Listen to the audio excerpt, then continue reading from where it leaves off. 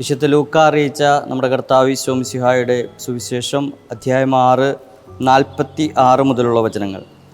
നിങ്ങൾ എന്നെ കർത്താവേ കർത്താവേ എന്ന് വിളിക്കുകയും ഞാൻ പറയുന്ന കാര്യങ്ങൾ പ്രവർത്തിക്കാതിരിക്കുകയും ചെയ്യുന്നത് എന്തുകൊണ്ട്?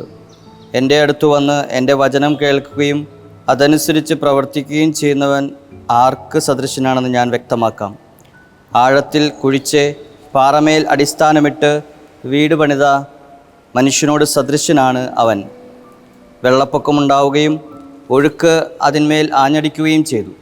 എന്നാൽ ആ വീടിനെ ഇളക്കാൻ കഴിഞ്ഞില്ല. എന്തെന്നാൽ അത് ബലിഷ്ഠമായി പണിയപ്പെട്ടിരുന്നു.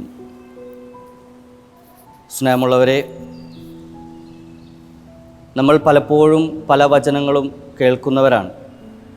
എന്നാൽ വചനമനുസരിച്ച് പ്രവർത്തിക്കുവാനും ജീവിക്കുവാനുള്ള ആഹ്വാനമാണ് ഈശോ നമുക്ക് നൽകുന്നത്. നമ്മുടെ ജീവിതം ആരംഭം മുതലേ അല്ലെങ്കിൽ ഓർമ്മ വയ്ക്കുന്നത് മുതലേ നമ്മൾ ഒരുപാട് വചനം കേൾക്കുകയും സുവിശേഷ പ്രസംഗങ്ങൾ കേൾക്കുകയും ധ്യാന പ്രസംഗങ്ങൾ കേൾക്കുകയൊക്കെ ചെയ്യുന്നവരാണ്. എന്നാൽ ഉറച്ച വിശ്വാസം നമുക്കുണ്ടോ എന്നുള്ളതാണ് അടിസ്ഥാനപരമായിട്ട് കാര്യം.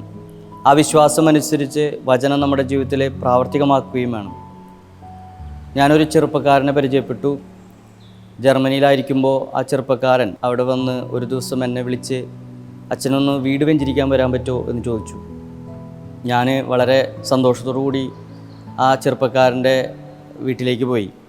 അതൊരു 2 മുറിയുള്ള ഒരു വീടായിരുന്നു. അവൻ ഇവിടെ കാറ്റീസം പഠിപ്പിച്ചിരുന്ന മതാധ്യാപകരുടെ മകനായിരുന്നു. അവനോട് അവൻ്റെ അപ്പൻ പറഞ്ഞതനുസരിച്ച് വിശ്വാസത്തിൽ ഉറച്ച് ജീവിക്കുന്നൊരു മനുഷ്യൻ.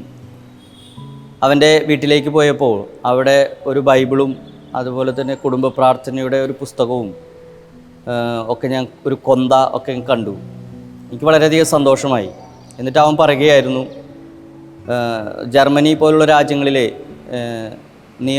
നിയമപരമായിട്ട് മതത്തിന് ടാക്സ് കൊടുക്കണം, റിലീജിയസ് ടാക്സ് ഉണ്ട്. അപ്പോൾ ആ ടാക്സിൽ നിന്ന് ഒഴിവാകാനായിട്ട് പലരും ഞാൻ മതത്തിൽ വിശ്വസിക്കുന്നില്ല എന്ന് പറഞ്ഞിട്ടാണ് അവിടെ ജീവിക്കുന്നത്. നമ്മുടെ നാട്ടിൽ നിന്ന് പോകുന്ന പലരും അങ്ങനെ ജീവിക്കുന്നുണ്ടെന്നാണ് അവൻ പറഞ്ഞത്.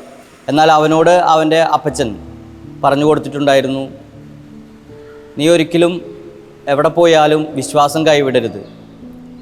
അടിയുറച്ച വിശ്വാസത്തോടു കൂടി ആ ബോധ്യത്തിൽ ജീവിക്കുന്ന ആ മകനെ കണ്ടപ്പോൾ എനിക്ക് വളരെയധികം സന്തോഷം തോന്നി. നമുക്ക് നമ്മുടെ ജീവിതങ്ങളെ പരിശോധിക്കാം. എപ്രകാരമാണ് നമ്മൾ പലപ്പോഴും വചനം കേൾക്കുന്നവരാണ് ജീവിക്കുന്നത്. നമുക്ക് സാക്ഷ്യം നൽകാൻ സാധിക്കുന്നുണ്ടോ? വചനമനുസരിച്ച് വിശ്വാസത്തിൽ ആഴപ്പെട്ടുകൊണ്ട് സാക്ഷ്യം നൽകി ജീവിക്കുവാൻ ദൈവം നമ്മെ ഓരോരുത്തരെയും അനുഗ്രഹിക്കട്ടെ. ആമേൻ.